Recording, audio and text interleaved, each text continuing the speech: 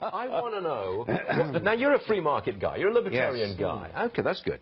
Now, what do you make, then, of the president saying to the automakers and to any other manufacturers, you make your stuff over there and you bring it back here, and I'm going to stick you with a whopping great border tax. What does a man like you think of that? Start out by saying that I love the president.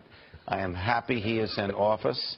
I'm ecstatic at some of the things that he's done already, one of which was utterly revolutionary, and we discussed it yesterday, where he told government workers to favor individuals. Come on, border tax. But if you want to sell me something and I want to buy it, it's none of the government's business interfering. So you don't agree with any kind of... That's my basic belief. That's the Constitution's basic premise on matters of economics. So a border tariff, a border tax is unconstitutional? No, it is constitutional, but it is immoral.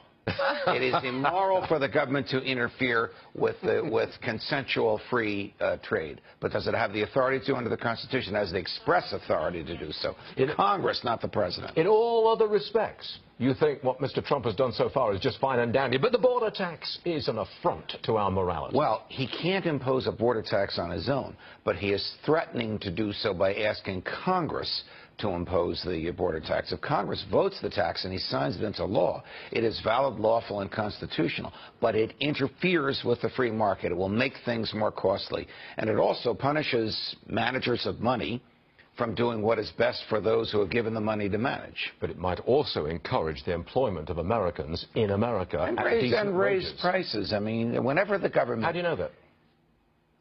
Well, if it would cost less money to build cars in Mexico, why would they build them in the U.S.? Because they've got productive facilities which are more productive and create better products at a lower price, given American labor, American factories, and American technology, and American energy. Yeah, but I can't imagine that a person, let's say you were the chair of General Motors.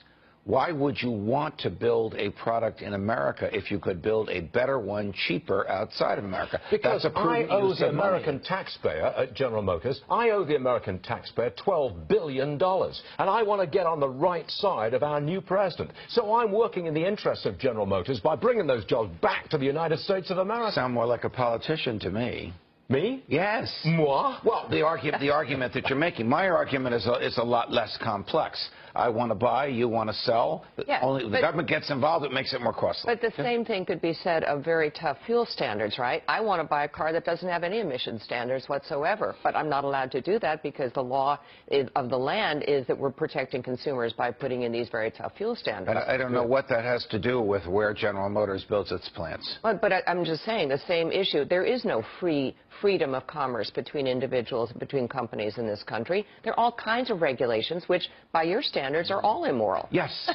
Yes. We should vote on that. Yes, because the only truly moral commercial transactions are those that are voluntary, and no one obeys the government voluntarily. They do so for fear of the consequences of not obeying. I think it's time